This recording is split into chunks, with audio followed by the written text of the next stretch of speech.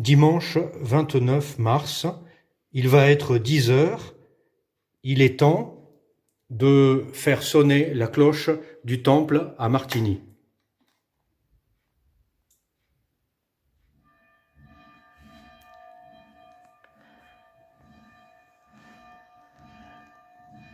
Dimanche 10 heures, c'est l'heure du culte. Et vous savez, il y a des gens qui disent mais dans vos églises,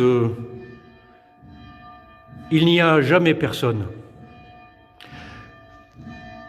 Aujourd'hui, c'est sûr, on ne peut pas leur donner tort. Les bancs sont vides. Nous n'avons pas le droit de vivre notre culte, de vivre la communion.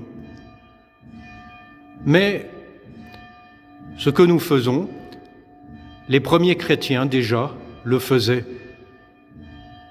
Les premiers chrétiens devaient se cacher, en tout cas rester chez eux, pour vivre le culte.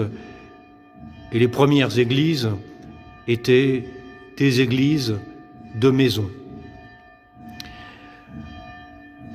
Alors, écouter le culte à la radio, vivre un temps de prière personnelle à la maison, c'est retrouver cette expérience des tout premiers chrétiens. Si on lit le début du livre des Actes des Apôtres, et en particulier au chapitre 2, l'histoire de la Pentecôte, le récit de la Pentecôte, on entend qu'ils étaient tous à la maison. Et puis, cette situation si particulière nous renvoie aussi à ce que Jésus proposait au sujet de la prière. Il disait, eh bien toi, quand tu veux prier, entre dans ta chambre et prie Dieu qui est là, prie ton Père qui est là, dans cet endroit secret, et lui, eh bien, entendra ta prière et te récompensera.